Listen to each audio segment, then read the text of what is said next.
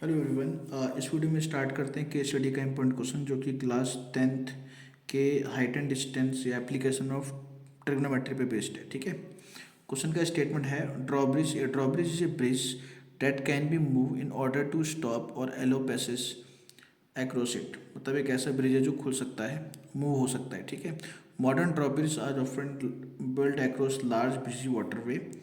एक बहुत busy waterway के ऊपर बनाया गया है। They can be lifted to allow large ships to pass और lower to allow land vehicle और पेडेस्ट्रल टू क्रॉस।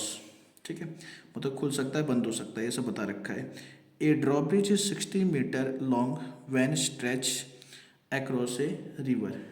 ठीक है, मतलब ये जो ड्रॉपिक है ये 60 मीटर का है अगर ये रिवर के ऊपर लगाया जाता है। मतलब ये आपके पास 60 मीटर दे रखा है डिस्टेंस। ठीक है, as on the figure the two sections of the bridge can be rotated upward through an angle 30 degree. ये जो दो हैं ये रोटेट हो सकते हैं, मतलब ये इस तरीके से ऐसे है, ये ऊपर नीचे ऐसे जा सकते हैं। ठीक है ना, तो ये 30 डिग्री पे एंगल पे हैं दोनों। ठीक है, उसका जिसने बोला if the water level is 5 metre below the close bridge. Close bridge जो है मतलब यहाँ पे क्लोज हो जाएगा, इससे जो वाटर लेवल है ये 5 मीटर का है। मतलब ये जो डिस्टेंस है ये 5 मीटर का है यहाँ तक का। ठीक है, तो उसके बाद इसने बोला फाइंड द हाइट एच। आपको हाइट एच निकालनी है between the end of the section and the water level when the bridge is fully open. मतलब यहाँ से यहाँ तक का ये जो डिस्टेंस है एच आपसे पूछा गया है। और सेकंड बोला है how far apart are the ends of two sections when the bridge is fully open सुन द फिगर। इसने बोला अगर ये दोनों सेक्शन खुल जाते हैं तो उनके बीच में कितना डिस्टेंस होता है, तो ये डिस्टेंस भी आपसे पूछा है। ठीक है, तो सबसे पहले हम लोग इसका एक रफ डायग्राम बनाते हैं। ठीक है, तो देखो यहाँ पे दो ट्रायंगल फॉर्म हो रहे हैं, है ना, इस तरीके से बिल्कुल बनाते हैं।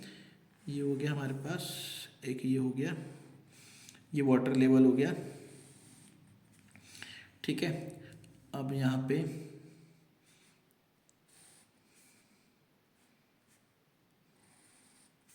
ये हमारे पास ट्रायंगल बन जाएगा यहाँ से ऐसे।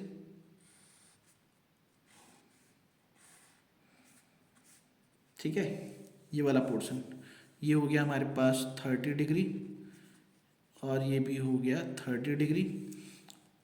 ठीक है, ये हमारे पास, इसको बंद कर देते हैं, इसको मान लेते हैं, सपोज करो इसको डी मान लेते हैं। ये इसने डिस्टेंस पूछा है और ये हाइट पूछी है एच, और ये आपको दे रखा है 5 मीटर। ठीक है, उसके अलावा ये दे रखा है 30 मीटर। ठीक है ना, और ये भी दे रखा है 30 मीटर। ये 30 मीटर दे रखा है, देखो नहीं दे रखा आपको, ड्रॉबिच का दे रखा है 60 मीटर का है। ये बंद होने पे यहाँ आ जाता होगा, ये चीज़ बंद होने पे यहाँ तक आ जाती होगी ना ऐसे, और ये बंद होकर यहाँ आ जाता है। यहाँ देख लो, अगर बंद होगा यहाँ आ जाएगा, ये बंद होगा यहाँ, तो पूरा आएगा 60। तो ये हो गया, इसलिए आपके पास ये हो गया आपके पास 30 और ये भी हो गया आपके पास 30। ठीक है ना, समझ रहे हैं ना आप, ये वाली चीज़ ऐसे आ रही है, तो ये हो गया 30, तो ये हो गया 30 मीटर, ये भी हो गया 30 मीटर। ठीक है, तो देखो इसको हम लेट कर लेते हैं अगर x और इसको y, तो ये भी x और ये भी y हो जाएगा।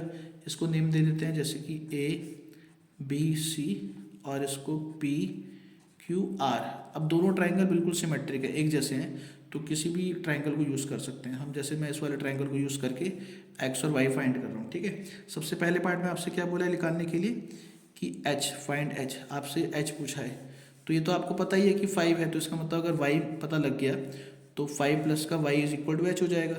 तो हम y फाइंड करते हैं। देखो, तो फर्स्ट पार्ट के लिए in right triangle A B C, यहाँ पे राइट होगा, तो यहाँ पे देखो y फाइंड करना है और ये हमें पता है y है एंगल के सामने वाला होता है परपेंडिकुलर, ये हो गया हाइपोटेनियस। तो परपेंडिकुलर मतलब बी सी अपॉन में hypotenuse A C is equal to क्या होगा, साइन 30।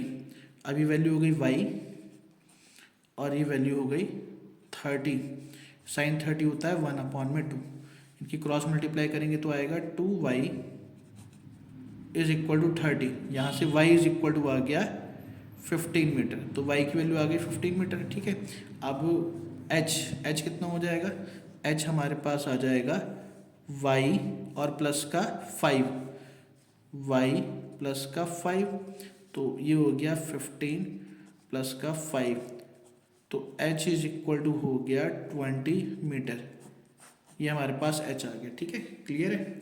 ये हो गया आपके पास हाई h की वैल्यू। फर्स्ट पार्ट आपका यहाँ पे हो गया एंड। अब सेकंड पार्ट में इसने बोला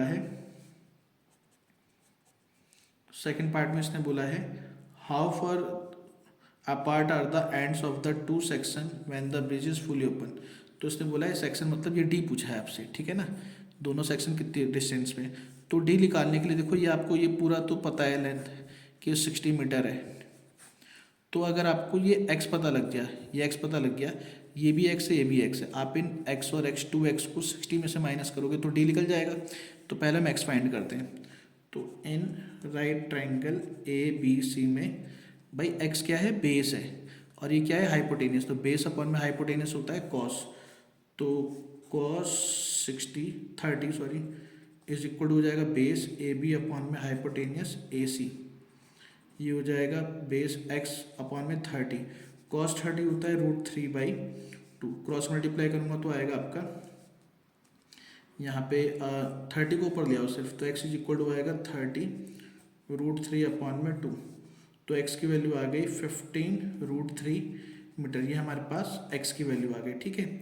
अब जो रिक्वायर्ड डिस्टेंस है वो हमारे पास क्या है, distance is equal to 60 minus का 2x, 60 माइनस का 2x।